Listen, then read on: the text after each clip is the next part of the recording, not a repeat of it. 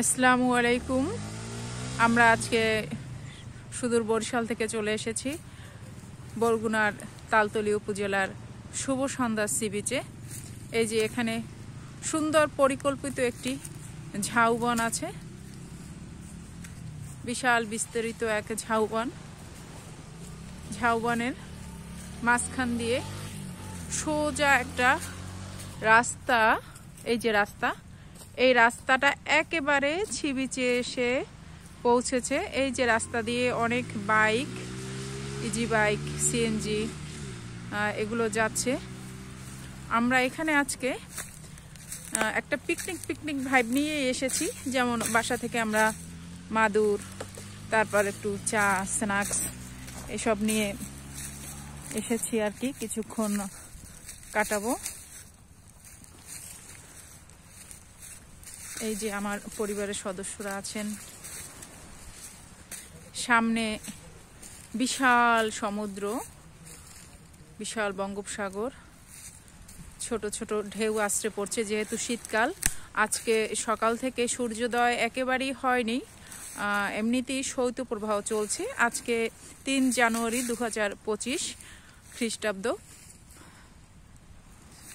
এই ঝাউবনটা একটা আলাদা সৌন্দর্য আছে। গাছগুলো মনে হয় যে পরিকল্পিতভাবে লাগানো, একেবারে সারিবদ্ধভাবে। যেদিকেই তাকাই সারে সারে ঝাউ গাছ দেখা যাচ্ছে। চমৎকার মনোরম দৃশ্য।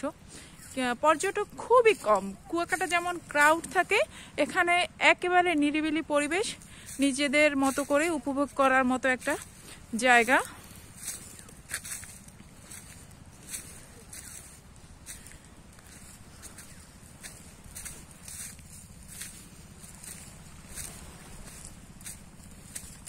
এই যে সমুদ্র, শীতকালে এমনিতেই সমুদ্রের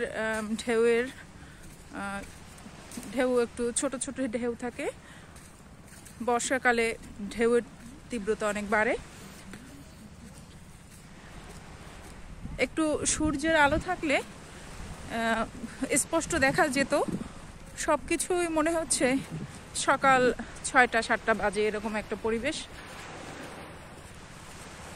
এই যে এই জিপটায় করে আমরা এসেছি। পর্যটক অনেক কম।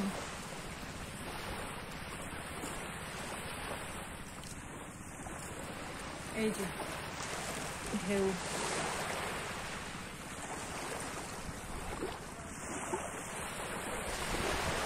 শীতকালে ঢেউয়ের প্রকোপ এমনিতেই কম। শীতকালটাই আসলে সাগরের একটা সৌন্দর্য উপভোগ করা যায়।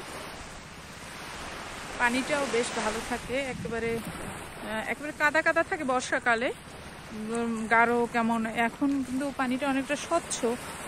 সান থাকলে বোঝা যেত, যেহেতু সূর্যের আলো নেই।